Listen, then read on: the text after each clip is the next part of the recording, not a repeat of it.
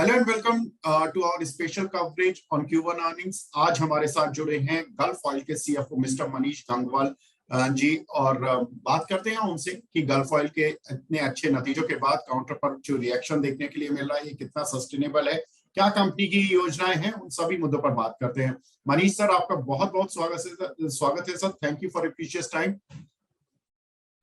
Sir. Our pleasure, sir. So my first question is to you. We have seen 15% growth in your revenues this time and around 23% growth in your PAT. Sir, कैसे देख रहे हैं पूरे साल के लिए journey, क्योंकि last year तो थोड़ा चैलेंजिंग था सारी ही लुब्रिकेंट कंपनीज के लिए। इस साल कैसे देख रहे हैं सर? तीन चीजें काफी अच्छी हो रही हैं। जो ओवरऑल एक इंडिया की जो इकोनॉमी है वो एक काफी ग्रोथ पाथ पे है, और उसमें भी पर्टिकुलरली जो मैन्युफैक्चरिंग सेक्टर लेड जो ग्रोथ है जीडीपी में, वो एक लुब्रिकेंट के लिए बहुत ही, मैं बोलता हूँ, एक पॉजिटिव साइन है। सो एक वो पॉजिटिव है। ओवरऑल एग्रीकल्चर सीजन भी अगर अच्छा जाता है तो कंट्री की जीडीपी और लुब्रिकेंट्स के लिए अच्छा रहता है। The more commercial vehicles run, last 2 साल में जो सीवी सेल्स हुई है, वापस जो ऑटो सेक्टर जो रिवाइव किया है, कार सेल्स और ऑल टाइम हाई, तो ये सारे पॉजिटिव फैक्टर्स हैं लुब्रिकेंट मार्केट के लिए। और हमने लास्ट ईयर भी इनफैक्ट 15% वॉल्यूम ग्रोथ किया था फुल ईयर बेसिस पे on in our core lubricant, जो कि इंडस्ट्री का 3-4x था इन टर्म्स ऑफ ग्रोथ। और एट गल्फ ऑयल हमेशा हमारा एक एम जो है वो 2 to 3x ग्रोथ करने का है, जो ओवरऑल मार्केट ग्रोथ है उससे। तो हम उसी रास्ते पे आगे बढ़ रहे हैं। यस, Q1 काफी अच्छा रहा। आपने जैसे बताया 15% रेवेन्यू ग्रोथ, हमारा EBITDA करीब 92.78 करोड़ आया, पैट 68 करोड़ जो कि 23% अप है। तो ओवरऑल एक बहुत अच्छा क्वार्टर रहा। इसे मैं देख रहा था कि B2B के बारे में आपने बताया कि डबल डिजिट ग्रोथ देखने के लिए मिली। सर, B2C सेगमेंट में किस तरह की ग्रोथ थी? तो B2C में भी ओवरऑल हमारे को जैसे पर्सनल मोबिलिटी सेक्टर में ग्रोथ मिली, जहाँ पे कार और मोटरसाइकिल वगैरह है। मोटरसाइकिल सेगमेंट लास्ट ईयर थोड़ा सबड्यूड था, बट अभी हमने उसमें एक अच्छा बाउंस बैक देखा Q1 में, तो वो एक पॉजिटिव साइन है। थोड़ा सा मैं कहूंगा कि एग्री रिलेटेड प्रोडक्ट्स में थोड़ी सी कमजोरी रही, शायद थोड़ा डिलेड मानसून का भी इफेक्ट था। बट ओवरऑल रिटेल भी हमारे लिए अच्छा गया। फ्रेंचाइजी वर्कशॉप, जहाँ पे हम OEMs की वर्कशॉप्स को और डीलरशिप्स को कैटर करते हैं, वो भी काफी अच्छी ग्रोथ में रही। और एक थोड़ा सा जो नेगेटिव इम्पैक्ट था और सारे स्लोअर वॉल्यूम्स थे, वो हमारे OEM फैक्ट्री फिल बिजनेस में थे, जहाँ पे कि हमने देखा कि थोड़ा सा सॉफ्टनिंग हुआ because of the production rationalisation by some OEMs। But overall बाकी सब B2B इंफ्रा सेगमेंट काफी अच्छा ग्रोथ किया, तो बाकी सब सेगमेंट में पॉजिटिव रहा। जी सर, मैं देख रहा था सर कि आपने अपनी जो प्रेस रिलीज है उसमें भी ये लिखा हुआ है कि क्रूड ऑयल के प्राइसेस की वजह से भी एक फायदा मिला है, ये क्वार्टर थोड़ा कंफर्टेबल रहा आप लोगों के लिए, और रुपी डॉलर भी बहुत ज्यादा मूवमेंट नहीं थी जो फॉरेक्स में अक्सर होती है, उसका भी एक रिलीफ मिला। लेकिन अब सर इस क्वार्टर में थोड़ा डिस्टर्ब कर रहे हैं। कल ही मैं पढ़ रहा था कि सऊदी ने अपना प्रोडक्शन कट किया है सितंबर मंथ के लिए, और रशिया भी अपना प्रोडक्शन कट कर रहा है थोड़ा सा, जिसकी वजह से हम देख रहे हैं कि क्रूड ऑयल की प्राइसेस जो $70-75 पर चल रही थी अभी 85 आ गया। हालांकि अलार्म नहीं बजे, लेकिन नियर बाय अलार्म सिचुएशन बन रही है। सर, कैसे देख रहे हैं अगर ये प्राइसेस दोबारा बढ़ते रहे तो जैसा आपने बताया कि क्रूड एक स्टेबल था काफी अप्रैल टू जून क्वार्टर में, और हमारा जो प्रोडक्ट जो मेन रॉ मटेरियल है, बेस ऑयल बोलते हैं, वो क्रूड का डेरिवेटिव है। तो उसके ऊपर इफेक्ट जो है वो क्रूड के मूवमेंट के 2 से 3 महीने के बाद आता है। तो there is a lag effect in the base oil price movement. और हमने हमेशा देखा है पास्ट में कि क्रूड अगर एक रेंज के अंदर में रहता है, जैसे $75 $85 रेंज के अंदर है, तो बेस ऑयल में बहुत ज्यादा हमको प्रॉब्लम नहीं आती है। और अगर ये सस्टेनेबल लेवल पे $90 के ऊपर चला गया, तो हमने हमेशा एक प्राइस मैनेजमेंट और मार्जिन मैनेजमेंट स्ट्रेटेजी कॉल्स लिए हैं, तो वो हम फिर लेंगे। लास्ट ईयर हमने काफी प्राइस इंक्रीजेस किए थे जब क्रूड बढ़ रहा था तब, तो वो हमेशा हम पास ऑन करने की एक पोजीशन में रहते हैं। तो ओवरऑल मार्जिन मैनेजमेंट हमारे लिए एक हमेशा एक की फंक्शन रहता है, जो हम टाइम टू टाइम देखते हैं based on crude movement. And रुपी एक स्टेबल है, तो वो भी एक अच्छी बात होती है हमारे लिए।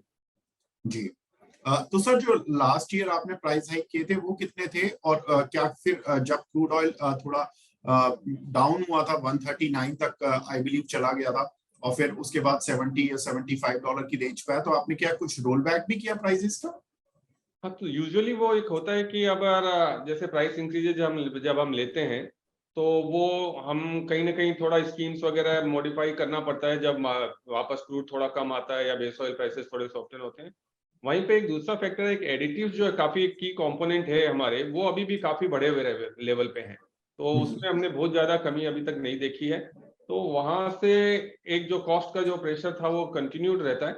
बट ओवरऑल अगर जब भी हमको मौका मिलता है तो हम प्राइस मैनेजमेंट करते हैं, और दोनों साइड में वो इफेक्ट रहता है, जब बढ़ता है तब बढ़ाने का, और जब भी सॉफ्टवेयर होता है तो थोड़ा स्कीम एडजस्टमेंट वगैरह करके दोनों तरफ से हम मैनेज करते हैं प्राइस को, और हमारी एक प्राइस पोजिशनिंग इंडस्ट्री में जो है वो हम मेंटेन करते हैं। सर, एडब्लू की सेल्स ग्रोथ के बारे में बताइए थोड़ा। आप लोग काफी उस पर पॉजिटिव दिख रहे थे।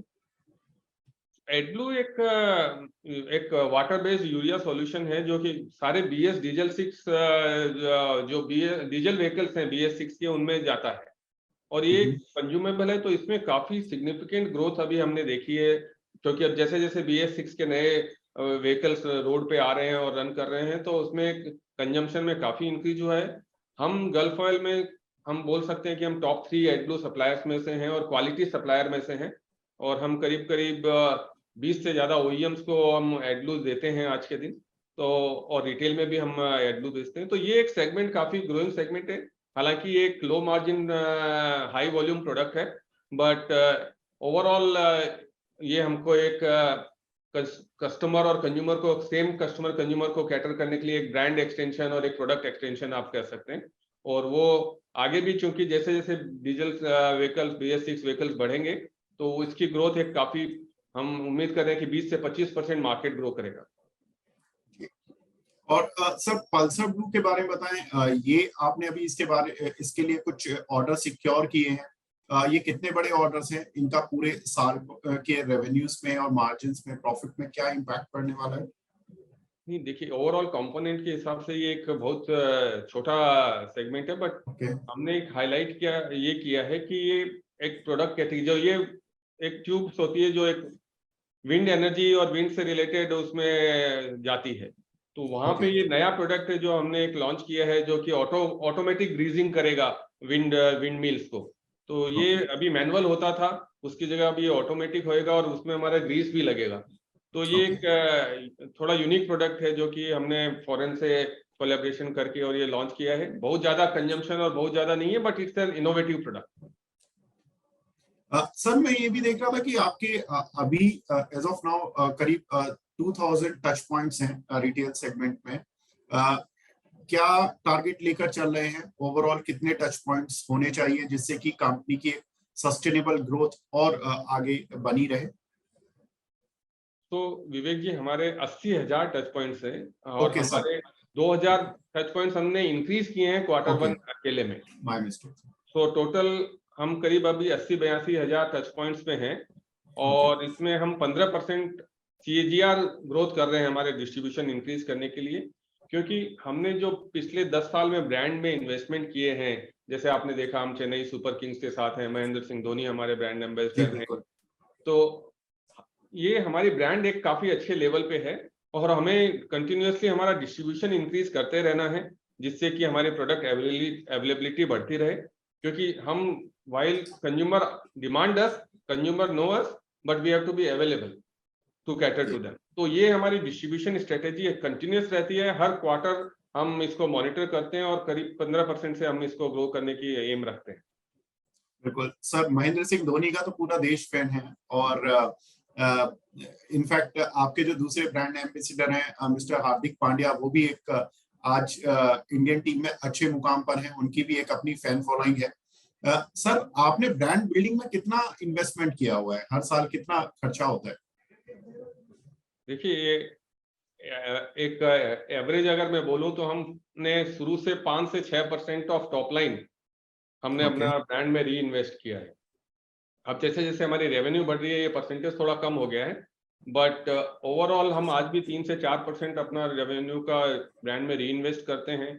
और हमने रिसेंटली स्मृति मंदाना को भी साइन किया है हमारा ब्रांड एम्बेसडर। ग्लोबली हमारी काफी ब्रांड एसेट्स हैं। विलियम्स फार्मूला 1 टीम के साथ हम जुड़े हुए हैं और पहले मैक्लैरेन के साथ थे। तो ग्लोबली भी हमारी काफी ब्रांड एसेट्स हैं। हमने पहले मैनचेस्टर यूनाइटेड के साथ में भी अपनी ग्लोबल स्पॉन्सरशिप करी थी। तो हम वो ग्लोबल एसेट्स भी यूज करते हैं इंडिया में। और हम इंडिया स्पेसिफिक जो इनिशिएटिव हमारे हैं, जो क्रिकेट को लेके ज्यादा है, क्योंकि इंडिया में cricket is like a religion, तो वो भी हम एक कंटिन्यूअसली इन्वेस्ट करते हैं। इसके अलावा हम बहुत सारी बीटीएल एक्टिविटीज करते हैं, जो कि हम ग्राउंड लेवल पे हम जो काम करते हैं, जो हम रिटेलर्स के साथ में मिलके या मैकेनिक्स भाइयों के साथ में मिलके, तो वो भी एक कंटिन्यूअस ब्रांड बिल्डिंग का हिस्सा है। सर, कितना इमोशनल बेनिफिट मिलता है धोनी की फैन फॉलोइंग का गल्फ ऑयल को? आज उससे बड़ी ब्रांड इंडिया में बहुत कम है, मैं तो ये कहूँगा। और ऑब्वियसली एक कंज्यूमर जो उसके साथ कनेक्ट करता है, और अगर वो देखते हैं कि गल्फ के वो ब्रांड एम्बेसडर आज से नहीं 10 साल से हैं, और मिस्टर धोनी एक हिमसेल्फ एक काफी फेमस बाइकर हैं, उनका बाइक के प्रति जो लव है वो सबको मालूम है। तो हमारे मोटरसाइकिल सेगमेंट में स्पेसिफिकली एक कंज्यूमर जानता है कि गल्फ की क्या वैल्यू है, क्योंकि अगर ये प्रोडक्ट उनके द्वारा इंडोर्स किया जाता है, जो कि एक अपने आप में लेजेंड है, तो ऑब्वियसली उसका एक बेनिफिट तो डेफिनेटली मिलता है। सर, ईवी सेगमेंट से थोड़ा आपका सेगमेंट घबराया हुआ था, मतलब या ये कह सकते हैं कि एनालिस्ट कम्युनिटी थोड़ी घबराई हुई थी कि उनको लगता था कि शायद ग्रोथ उतनी नहीं आएगी या कुछ प्रॉब्लम होगी, आने वाला समय ईवीज का है। सर, ईवीज में भी आपने कुछ काम करना शुरू किया है ना, ईवीज के कुछ सब प्रोडक्ट्स को लेकर? जी, तो पहली बात तो मैं ये आपके दर्शकों को भी बताना चाहूंगा कि इलेक्ट्रिक व्हीकल का जो इम्पैक्ट है वो सर्टेन सेगमेंट्स में थोड़ा आता है, बट ओवरऑल हमने अभी एक जैसे बताया कि हमने एक इवेंट किया था, जो क्लाइंट जो एक ग्लोबल रिसर्च कंपनी है, लुब्रिकेंट मार्केट पे अथॉरिटी रखती है, उनके साथ में उन्होंने 26 जुलाई को अपना एक पेपर प्रेजेंट किया इंडिया लुब्रिकेंट के ऊपर में, मार्केट के ऊपर। और उसका टाइटल ही उन्होंने शाइनिंग ब्राइट दिया था, ये बताने के लिए कि लुब्रिकेंट सेक्टर यहाँ से कभी मतलब कोई डीग्रोथ इसमें नहीं आने वाली है, और ये सेक्टर करीबन 2 से 3% की वॉल्यूम ग्रोथ और 5 से 6% रेवेन्यू ग्रोथ करता रहेगा अगले एटलीस्ट 10 साल तक। तो वो एक हमने पॉजिटिव मैसेजिंग क्लाइंट ने करी है और हमने उसको सपोर्ट किया था। और जहाँ तक ईवी का सवाल है, हमने कुछ इन्वेस्टमेंट्स ऑलरेडी इसमें किए हैं। एक software as a service company है इलेक्ट्रीफाई ब्रांड से, उसमें हमने एक हिस्सेदारी ली है, ताकि we can you know be able, जो एक सॉफ्टवेयर होता है जो चार्जर को, व्हीकल को, बैटरी को कनेक्ट करता है, वो दे स्पेशलाइज इन दैट। तो उसमें हमने एक इन्वेस्टमेंट किया है। और दूसरा, हमने एक यूके की कंपनी है जो कि होम चार्जर्स बनाती है कार्स के लिए मेनली, उसमें हमने एक इन्वेस्टमेंट किया है। हमने इंडिया से और ग्लोबल लेवल पे भी हमारे पेरेंट ने भी किया है। तो ये 2 इन्वेस्टमेंट हमने ऑलरेडी ईवी सेक्टर में की हैं। इसके अलावा ईवी फ्लूइड्स जो ईवी के लिए चाहिए, वो हमारे पास फुल रेंज है जो हमने मार्केट में लॉन्च करी है, और 7 ईवी ओईएम्स के को हम आज ईवी फ्लूइड सप्लाई कर रहे हैं इंडिया में। तो ये अपने आप में एक बड़ा गेन है। हालांकि इन सब में अभी शुरू में बहुत नेसेंट वॉल्यूम्स हैं, नेसेंट इनकी रेवेन्यूज आएगी, पर ये एक फ्यूचरिस्टिक मैं बोल सकता हूँ एक एफर्ट्स हैं जो हम ले रहे हैं, ताकि हम ईवी को एज ए थ्रेट नहीं, एज एन एडिशनल अपॉर्चुनिटी के रूप में देखें। सर, ये और जानना चाहता हूँ कि कंपनी कुछ कैपेक्स भी कर रही है इस साल, या मतलब नॉर्मली जो कंपनी की प्लांट की जो यूटिलाइजेशन है वो किस लेवल पर चल रही है और उन्हीं लेवल्स पर चलाने की योजना है? हमारे प्लांट्स अभी 90-95% कैपेसिटी यूटिलाइजेशन पे हैं, लेकिन ये 2 शिफ्ट बेसिस पे है। तो हम अगर जैसे हमको जो हमारी ग्रोथ है, जो हम 2 to 3x मार्केट ग्रोथ करने वाले हैं, वो हमारे अगले 2 से 3 साल के लिए हमको एक जो मिनिमम कैपेक्स जो साल में हमने गाइडेंस दिया हुआ है 20 से 25 करोड़ रुपए का, वही कैपेक्स इज सफिशिएंट अगले 2-3 साल तक हमको इस ग्रोथ को टेक केयर करने के लिए। एंड उसके बाद हम देखेंगे कि आगे क्या। तो सर, इस साल के लिए आपकी गाइडेंस क्या लेकर चल रहे हैं आप लोग, की कितनी टॉप लाइन और बॉटम लाइन ग्रोथ रहेगी? हम हमेशा एक 2 to 3x market growth rate की बात करते हैं, और अभी भी हम यही कहेंगे कि मार्केट की ग्रोथ से हम 2 to 3x करके मार्केट शेयर गेन जो हम करने की हमारी स्ट्रेटेजी है वो करेंगे। और जैसा कि आपने इस क्वार्टर में देखा होगा, हमारे ग्रॉस मार्जिन कुछ 2% इंप्रूव हुए हैं मार्च क्वार्टर से। तो वो क्योंकि हमने इस क्वार्टर में आईपीएल सीजन था, हमने ब्रांड में इन्वेस्टमेंट थोड़ा ज्यादा किया, तो ईबिटा लेवल पे नहीं रिफ्लेक्ट हो रहे हैं। बट हम उम्मीद कर रहे हैं कि आगे जाके हम जैसे जैसे होगा एक मार्जिन को एक सस्टेनेबल लेवल पे 12 से 14% की बैंड में लेके जाने की कोशिश करेंगे और वॉल्यूम ग्रोथ की हमारी जो ट्रेजेक्ट्री है वो हम मेंटेन करें। उम्मीद करते हैं सर धोनी की तरह आपकी भी कंपनी के शेयर को इन्वेस्टर दोबारा लव करें और आज वो रिफ्लेक्ट भी हो रहा है। इनफैक्ट मार्केट में एक शानदार सैल्यूट दिया मार्केट ने आपके रिजल्ट्स को और उम्मीद करते हैं ये सैल्यूट बना रहे और शानदार ग्रोथ आपकी कंपनी की आती रहे। Thank you very much sir for precious time sir. Thank you.